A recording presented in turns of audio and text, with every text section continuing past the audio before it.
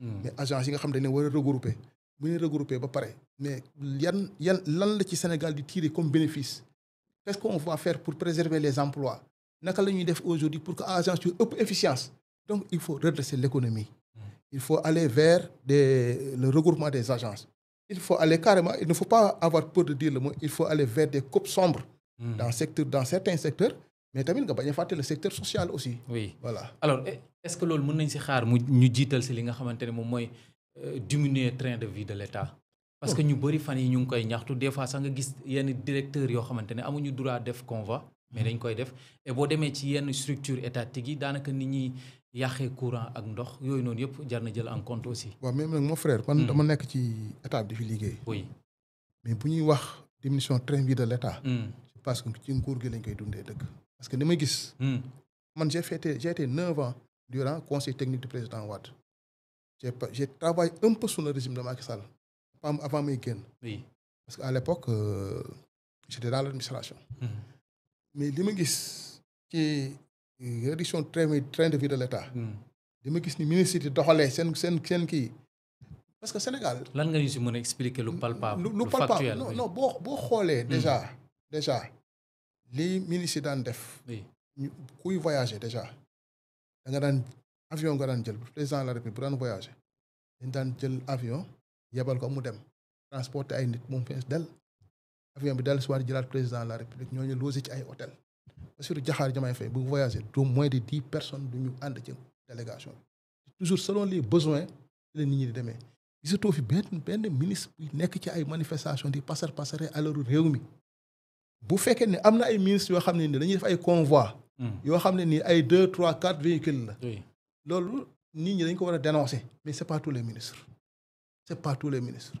déjà dafa da nga fi lu gis loo xam ne nii déjà parce que gestion bii Ousmane Sonko indi teg ko ci kaw ministres yi c'est-à-dire que pour nga sàcc alalu réew mi baa nga koy passeree sax sera extrêmement difficile parce que actuellement les ministres ils se disent que ni dans 1 an dans 2 ans ou 3 ans bu corps de contrôle yi ñëwee man kenn du ma parce que ñoom ils se challenge boo jëlee ku mel ni Mabo Diagne nga jël ni ku mel ni Cheikh Tidiane Dièye nga jël ku mel ni kii Diop Birame Souleye Diop mais ku ci nekk sa secteur bi nga nekk yaa ngi challenger sa bopp ni natt sa bopp def ay résultats te tey li wér mooy ministère bu nekk même boo leen évalué wu la nga xam ne ku nekk dans tel ou tel secteur mu nga fa teg sa baaram ne lii def nañ ko dans le domaine de l'assainissement dafa Cheikh Tidiane Dièye dans le domaine des mines et de l'énergie avec Birame Souleye Diop il y a beaucoup de réformes qui ont été apportées dans le secteur des mines et de l'énergie Sénégal mi ngi moom at boppam ci wàllu mine ak énergie te sunu mine ak sunu énergie sunu mine yi nekk fii nii désormais Sénégal dafa décider moom moo koy exploiter boppam jaayal ko boppam xaalis bi des fii mais ndaka nga mën a imaginer réew mu mel ni Sénégal di exploiter or yow est-ce que Sénégal gis nga fu ñuy jaayee or fii amul te pourtant depuis plus de 15 ans 20 ans ñi exploité ay or des fois ñu ne ay 200 tonnes 2000 tonnes d'or des fois muy génn ci Sénégal mais kenn boo demee ci livre comptable financier doo fa gis fenn. balaa ñuy kontaan sax ne la sama bës Dubaï laa ko jëlee wala fa la jugee. non dama ne Sénégal dañuy exploité or laa la wax. di ko génn di ko jaayee ci biti. si ma ne maanaam bu ñu ko defaree ba pare. waaw il faut ñu jëlee ko Dubaï wala. fa waaw léegi ma jox la benn exemple. tey ji soo nekkee bijoutier. nga nekk Sandaga boo soxlaa or tey ji soo ñëwee benn bijoutier nga commandé ko or ne ko dama bëgg nga defaral ma benn chaîne en or. mais kooku xam nga fan lay dem di approvisionner pour defaral la. dans le marché noir parce que amul fu ñu war jëndee or. il va dans le marché noir. te kooku d'abord il va dans le marché noir il s'expose à des poursuites judiciaires. parce que marché noir moom li ngay jënd foofu généralement ay nit ñoom ñoo koy nit mun na am soxla ñëw jaay la. mais nit mun na sàcc alalu jàmbur aussi ñëw jaay la ko. dafa nekk circuit boo xam ne dafa nekk hors contrôle de l'État. c'est du ko hors contrôle de l'État maanaam c'est un circuit qui n'est pas organisé. maanaam yow daka nga mën a nekk ci dëkk ñu fay exploiter or ba pare dëkk bu am or day am comptoir. boo demee Maroc fa am comptoir commercial d'or. or bi nga xam ne moom lañu seen suuf si di génne. da ngay am comptoir boo xam ne boo soxlaa or da ngay ñëw ne jaay leen mu ñu jaay la nga dem tëgg sa lam defar say kii tëdd mais loolu amul Sénégal. Sénégal li fi am mooy boo commandé or ci benn bijoutier il est obligé d'aller s'approvisionner dans le marché noir. avec des risques de sanctions et de poursuites judiciaires. wala boo soxlaa or tamit da ngay dem Dubaï nga dem jënd comme ni nga ko waxee sànq. léegi alors que ñun nous avons des artisans extrêmement habiles très talentueux. soo demee village artisanal da nga fekk ay Sénégalais yoo xam ne dañuy liggéey mais bu ñu la wax ne loxo moo koy defar da ngay kii donc loolu dafay dellu soit suñu moomeel li nga xam ne suñu suuf ci li ci nekk bokk na ci li nga xam ne moom la vision Sénégal 2050 ne daf koy mettre en place suñu moomeel li ñuy moom muy nekk ci suuf si muy or bi muy pétrole bi lépp bon Sénégalais dañ ko exploiter pour eux-mêmes ba pare transformer ko fii. alors ñu wax ne ñu da ngeen a hérité benn réew boo xamante ne dafa nekk 6e sous-sol ngeen dund nga sànq wàllum dette bi nga xamante ne dafa jéggi dayoo. te dette boobu daanaka mën nañ jàpp ne 1000 milliards yi ñu defoon ci Covid bi am na ci une partie bu ci bokk. yenn ci koppar yi nga xamante ne jotoon nañ ko indi foofu maa ngi lay junj reddition des comptes. ba léegi mu mel ni lu yéex est-ce que loolu mënul tarder mise en œuvre projet vision Sénégal. absolument vous avez parfaitement raison. parce que bi ñu ñëwee li ñu waroon njëkk a def. moom mooy d'abord la reddition des comptes parce que am réew boo ko yoree bu ñu waxantee dëgg mu neex la mu naqari la nga dem wax ci rajo yeeg dem ci télé yuuxu lépp li am réew boo ko yoree da nga war a rendre compte parce que loolu mooy njub. loolu mooy dëgg moom mooy li nga xam ne ni moom mooy yoon.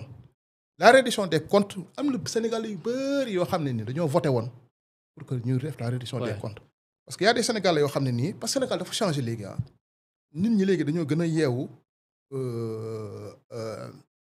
koom-koomu réew mi gën leen soxal.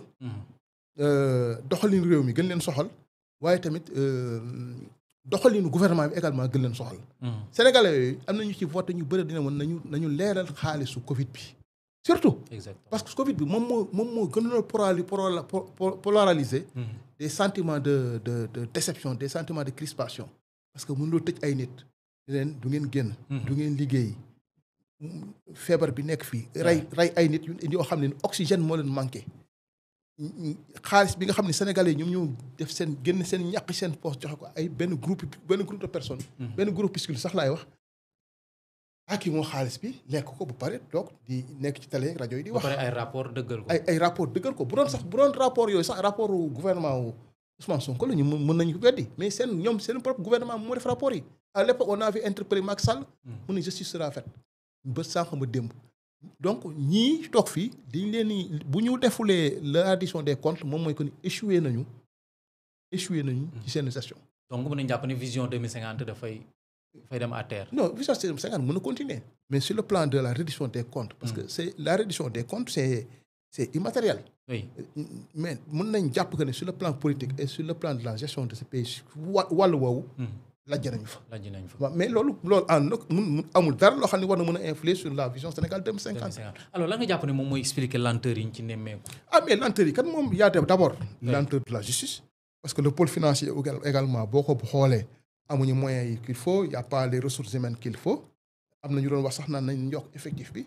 deuxièmement il y a des considérations d'ordre politique. parce que boo dégloo le dernier message du président de la République. oui. on ne présage de rien mais dafa mel ni que ne il a mis le frein il a mis la main sur le frein maanaam il parle de plus en plus d'un climat politique pacifié d'une paix pour pouvoir de réconciliation nationale pouvoir attirer les investissements. Oui. Mais ce discours-là ne peut tenir que lorsque la reddition des comptes sera faite. Parce que moom mooy li nga xam ne nii engagement bi gën a rëy bi nga xam ne Pastef jëloon na ko avant mu ñëw au pouvoir. donc su ma la comprendre jàpp nga ne discours président boobu dafay présager que ni mbirum reddition des comptes dañ koy tegaale ci suuf. non bon kenn mënut a wax ni ay conclusion ngay tirer ci li mu wax rek. ak ni nga koy analyser ak ni nga koy analyser. ku nekk situation bi à partir de l'angle à partir duquel bi nga nekk. ci ngay mën a xoolee ni kat lii la wax nii. mais li ma la wax la rek il y a d'abord les lenteurs administratives mais également. dañu jàpp ne kuddu baa ngi tegu ba léegi. moom mais mën nañu ko wax parce que aussi li 1 an presque 15 mois war nañu dossiers yi war nañu leen évacuer. parce que y a d'autres dossiers qui viennent soo jëlee par exemple le cas de la LONASE ki fa nekk actuellement dañ ko arrêté. mais am na ay rapport d'audit yoo xam ne ñoo ngi koy xaar. donc ça veut dire que ne. heure bi waroon na fekk sous ces dossiers là ñu teg leen à côté. Voilà.